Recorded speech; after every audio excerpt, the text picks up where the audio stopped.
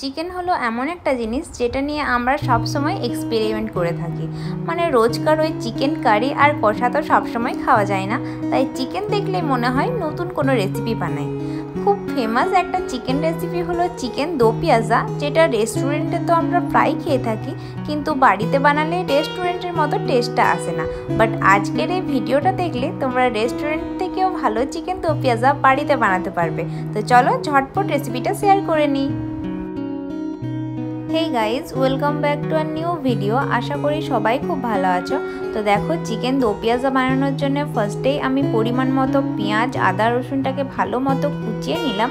এবারে চিকেনটাকে ম্যারিনেট করব। এইখানে আমি নিয়ে নিয়েছি 1 কেজি মতো চিকেন, আর সেই পরিমাণ সল্ট অ্যাড করব। তারপর এতে একটা পেস্ট অ্যাড করছি। এই পেস্টটা অ্যাকচুয়ালি আদা রসুন কাঁচা লঙ্কা আর পেঁয়াজের। তোমরা চেষ্টা করবে এটা একটু বেশি করে বানিয়ে নেওয়ার, কারণ এটা রান্নাতেও ইউজ করব। তারপর দিয়ে দিলাম মশলা। তোমরা তো জানোই মশলাটাতে ধনে জিরে আর শুকনো লঙ্কা অ্যাড থাকে। এবার এটাকে ভালো মতো চিকেনটার সাথে মাখিয়ে আধ ঘন্টার মতো রেস্টে রেখে দেবো। তোমরা চাইলে 1 ঘন্টা বা 1.5 ঘন্টাও এটাকে রেস্টে রেখে দিতে পারো। চলো এবার আসছি রান্নার প্রসেসে। ফার্স্টেই কড়াইয়ে অ্যাড করলাম পরিমাণ মতো রিফাইন্ড অয়েল, আর অয়েলটা যখন বেশ ভালো মতো গরম হয়ে যাবে তখন এতে অ্যাড করব কুচনো পেঁয়াজগুলো। পেঁয়াজগুলো কিন্তু বেশ লাল লাল করে ভাজতে হবে, বেরেস্তার মতো। তো ভাজতে একটু টাইম লাগবে, তো একদিকে ভাজা হতে থাক। এই দিকে আমি গ্রেভির জন্য দইটাকে প্রিপেয়ার করে নিই। তো টক দইয়ের মধ্যে আমি অ্যাড করেছি কাশ্মীরি রেড চিলি পাউডার, মশলা আর হলুদ গুঁড়ো। তোমরা চাইলে এর মধ্যে ফুড কালারও অ্যাড করতে পারো। আর এদিকে দেখো পেঁয়াজটা বেশ ভালো মতো ভাজা হয়ে গেছে।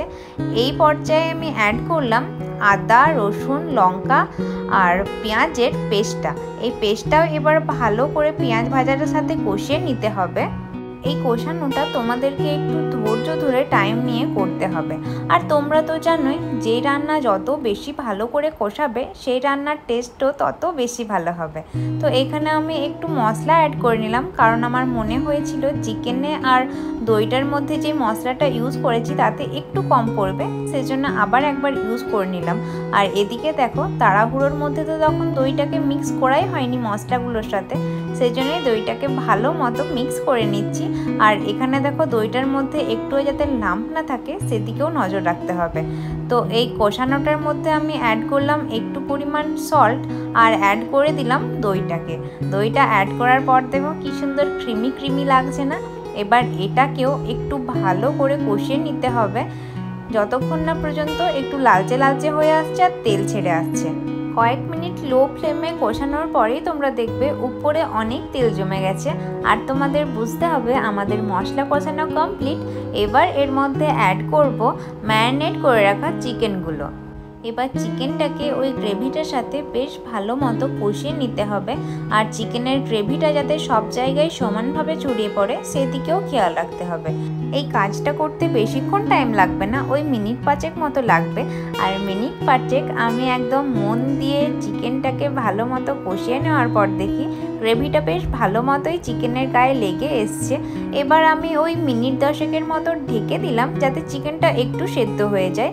আর 10 মিনিট পর ঢাকা সরিয়ে দেখি চিকেনটা প্রায় 50% মতো সেদ্ধ হয়েই এসছে। তো এবার চিকেনটাকে একটু নাড়াচাড়া করে নিলাম, যাতে কড়াইয়ের তলায় চিকেনের গ্রেভিটা সমেত চিকেনটা লেগে না যায়। আর এর মধ্যে অ্যাড করব কুচনো আদা রসুনগুলো, কুচনো টমেটো, কুচনো ক্যাপসিকাম, আর চিলি চিকেনের যেরকম করে পেঁয়াজ ইউজ করে সেরকম করে কেটে রাখা পেঁয়াজগুলো। এবার তোমাদের মনে একটা কোয়েশ্চেন হতেই পারে যে পেঁয়াজের পেস্ট একবার ইউজ করেছি, কুচনো পেঁয়াজও ইউজ করেছি, তাহলে আবার কেন পেঁয়াজ ইউজ করলাম? কারণ এর নামটাই হলো চিকেন দো পিয়াজা, মানে এখানে ভ্যারাইটি রকমের পেঁয়াজ তোমাকে ফার্স্ট টু লাস্ট পর্যন্ত ইউজ করেই যেতে হবে। পেঁয়াজের প্রাইস যখন হাই থাকবে তখন ভুলেও এই রেসিপিটা বাড়িতে ট্রাই করো না, নাহলে তোমার কপালে ভালো রকম দুঃখ আছে। তো যাই হোক, অনেক বেশি বকে ফেললাম। এবার দেখো পেঁয়াজ টমেটো আর ক্যাপসিকামগুলো বেশ ভালো মতো সেদ্ধ হয়ে গেছে।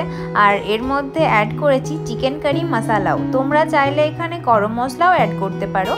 আর যখন বেশ ভালো মতো চিকেন মশলাটাকেও চিকেনের সাথে ভালো করে মিশিয়ে নিয়েছি, তখন এর মধ্যে অ্যাড করেছি পরিমাণ মতো জল। তোমরা যে যেরকম গ্রেভি চাও সেরকম জল ইউজ করবে, আর চেষ্টা করবে একটু হালকা গরম জল ইউজ করার। তো দেখো গরম জল দিয়ে আমি বেশ অনেকক্ষণ ঢাকা চাপা দিয়েছিলাম, ওই প্রায় 12 থেকে 15 মিনিটের মতো। আর প্রায় 10-12 মিনিট পরেই দেখি একদম চিকেনটা ভালো মতো সেদ্ধ হয়ে গেছে, গ্রেভিটাও হয়ে গেছে। তো আমার চিকেন দো পেঁয়াজা তো একদম রেডি। জাস্ট এর ওপর একটু ধনে পাতা কুচনো অ্যাড করব। ধনে পাতা কুচনো ছড়িয়ে দিলেই চিকেন দো পেঁয়াজা আজকের জন্য একদম রেডি। আর তোমরা এটা লাঞ্চ বা ডিনারে যে কোনো কিছুর সাথেই সার্ভ করতে পারো। তো ভিডিওটা আজকে এখানে এন্ড করছি। রেসিপিটা তোমাদের কেমন লাগলো অবশ্যই কমেন্ট করে জানিও। আর এখনও যারা আমার চ্যানেলটিকে সাবস্ক্রাইব করনি প্লিজ ডু।